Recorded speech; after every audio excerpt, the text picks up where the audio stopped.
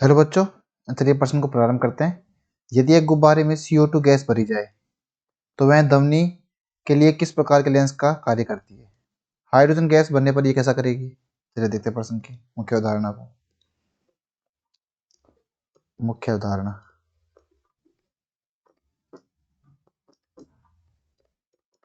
तो जैसा कि हम जानते हैं, जब भी कोई ध्वनि तरंग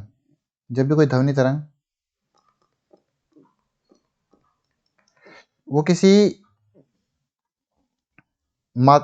एक माध्यम से दूसरे माध्यम में जब जाती है तो उसकी चाल में परिवर्तन होता है। ठीक है, उसकी चाल में परिवर्तन होता है। मान लो ये माध्यम M1 है, ये माध्यम M2 है। ठीक है, अगर M1 विरल माध्यम है और M2 जो है वो सघन माध्यम है ना। अगर ऐसा केस है तो ध्वनि की चाल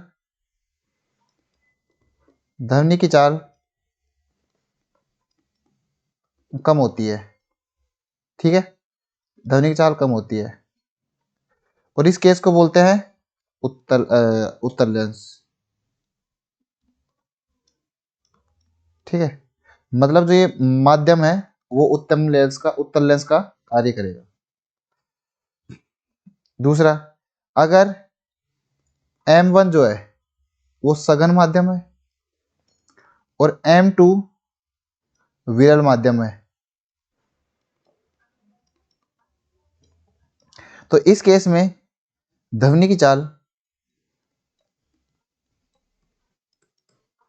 ये जो है ये बढ़ती है। अगर ध्वनि की चाल बढ़ती है तो ऐसे केस को बोलते हैं हम अवतल लेंस। मतलब जो माध्यम अवतल लेंस कहलाएगा।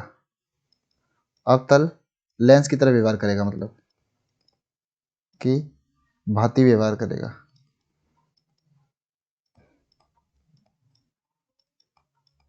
ठीक है, ये होता है। अब चलिए देखते हैं प्रश्न को। तो हमें क्या दिया है हमारी जो है हमारे पास में एक गुब्बारा है। ठीक है, एक गुब्बारा है इसे, और इस गुब्बारे में अलग अलग करके दो गैसें भरी जाती है। पहले भरी जाती है मान लो कि इसमें पहले जो है वो CO2 गैस भरी जाती है। ये तो फर्स्ट केस है। और जो दूसरा केस है उसमें भरी जाती है हाइड्रोजन गैस। ठीक है, ये गुब्बारा है, इसमें अब की बार भरी जाएगी हाइड्रोजन गैस। ठीक है, ये है H2 गैस। ठीक है, हमें बताना ये क्या होगा। तो चलो इसको हल करते हैं।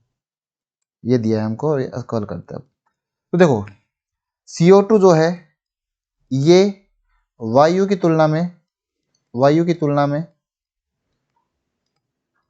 में सघन माध्यम बनाती है।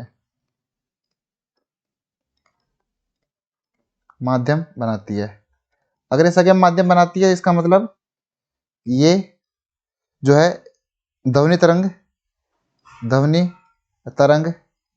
की चाल को घटाएगा, को कम करेगा। मतलब ये जो है हमारा उत्तल लेंस का कार्य करेगा।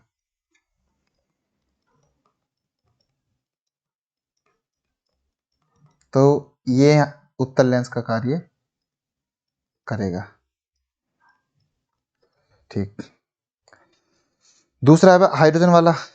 तो H2 जो है वायु की तुलना में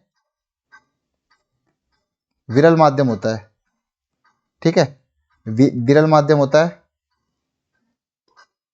और अगर ऐसा है तो ध्वनि तरंग की जो चाल है, ध्वनि तरंग की चाल ध्वनि की चाल कम हो जाती है, सॉरी बढ़ जाती है। अगर ध्वनि चाल बढ़ जाती है तो ये अवतल लेंस का कार्य करता है। तो उपरोक्त प्रश्न का ये उत्तर होगा। तो इसे हम लिख दें, ये अवतल लेंस का कार्य करेगा। तो उपरोक्त प्रश्न का उत्तर ये होगा। आशा करता हूँ आपको समझ में आया होगा। धन्यवाद।